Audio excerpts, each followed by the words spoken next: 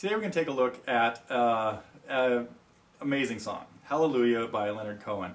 I'm going to talk about it sometimes with a capo in some spots. The playthrough I just did was done capoed at the 2nd fret, probably because if I decide to try to sing this, I'm still up in the air about that.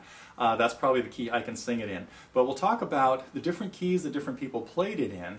We'll look mostly at kind of a standard version, the way I would teach a student to play it, not exactly like a lot of the main versions that are out there.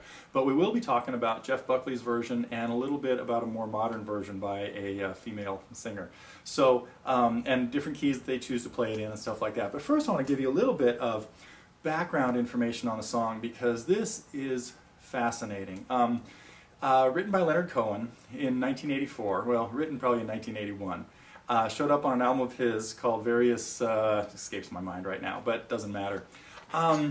And the song really, again, I have to talk about Leonard Cohen a little bit too, because Cohen is in my book, is a modern day Shakespeare. Well, there's some really interesting theory stuff that we can talk about in Hallelujah. First of all, we're going to talk about playing it in 2 different keys. So one thing you have to understand about a key is, first of all, I just said first of all. I'm not going to say first of all again, okay? One thing you have to understand about a key is it's based on a major scale. So we have the 7 notes that make up the major scale. In this case, we're going to talk about this in the key of G. None of the versions I'm going to play are actually going to be in G, but we are going to use G fingering and C fingerings for 2 different keys. I'll talk more about that. I'll get into that a little bit later. But, well, there are a lot of different ways we can play the chords in Hallelujah. For what I'm going to be calling just kind of the standard version, I want to play the G this way and go to E minor this way. So we've got our standard fingering for G, 2nd, 3rd, and 4th fingers, and E minor this way. When it goes to C, we'll play a normal C chord, and we'll play a normal D chord, and back to G. And the Ds, we may use D7. Same thing, Gs, Cs. At one point we're going to go to B7, and we usually want to play the B7 with D sharp in the bass. Right hand, pretty straightforward in Hallelujah.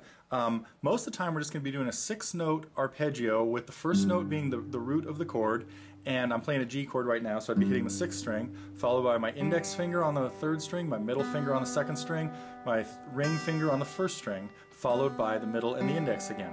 So.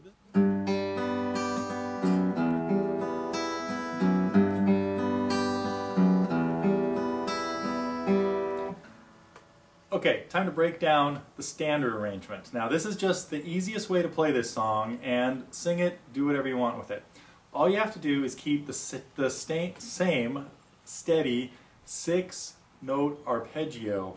Oh, I should write these things out and practice saying them before I just ramble off into whatever I'm going to tell you. Okay, metronome playthrough. Just through we'll do the intro, the verse, and 1 chorus, and wrap it up. I've got the metronome set at 56 for this. Now we have to take these beats and subdivide them into 3/8 notes. So that's what's going to happen. I'm going to listen to probably 4 snaps of those, or 4 taps, and then I'm breaking that up into thirds in my head. So we'll just run through it the way it is in the tab right there in front of you. Let's see what 56 sounds like. It's going to seem slow, but we have to play 3 notes for every one of these. 2, 3, 4.